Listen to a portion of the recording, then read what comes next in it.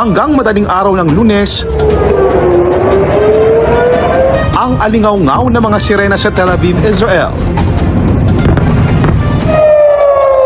Sunod-sunod na missile ang nagpaliwanag sa gabi sa gitna ng palitan ng pag-atake ng Israel at Iran.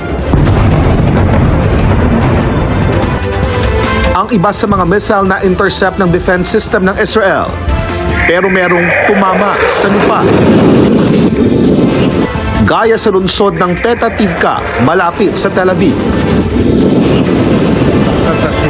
Isang residential building ang tinamaan, 3 ang patay at mahigit 30 ang sugatan. Paaralan at sinagog naman ang napuruhan sa lungsod ng Bnei Brak. Maraming apartment building ang nawasak. Nakuha ang bangkay ng isang lalaki at mahigit 20 ang sugatan. Isa pang napuruhan ang lungsod ng Haifa sa hilagang bahagi ng Israel. Kita ang usok mula sa refinery matapos ang missile strikes ng Iran. Ayon sa oil refineries ng Israel, nasira ang kanilang pipelines at transmission lines sa Iranian missile strikes nitong linggo.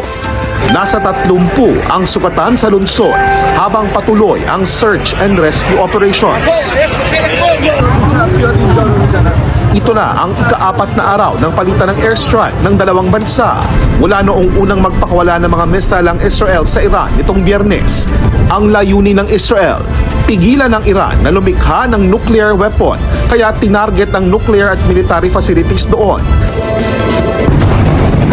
Giit ng Israel, magbabayad ng Iran sa pag-ataking ikinamatay ng di bababa sa 8 nitong magdamag.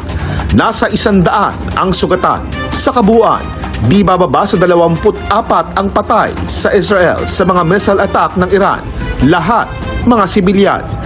Sa Iran naman, mahigit 200 ang nasawi, karamihan din sibilyan.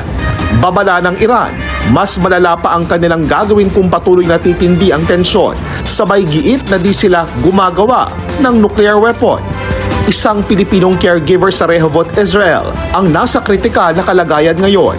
Nadaganan siya ng mga debris ng tinamaang gusali. Naipit po yung kanyang neck, yung kanyang leeg, and monitoring po ngayon kasi nasa ICU po siya. Hopefully, she's able to pass the night para ma-stabilize yung condition para pwede siyang operahan.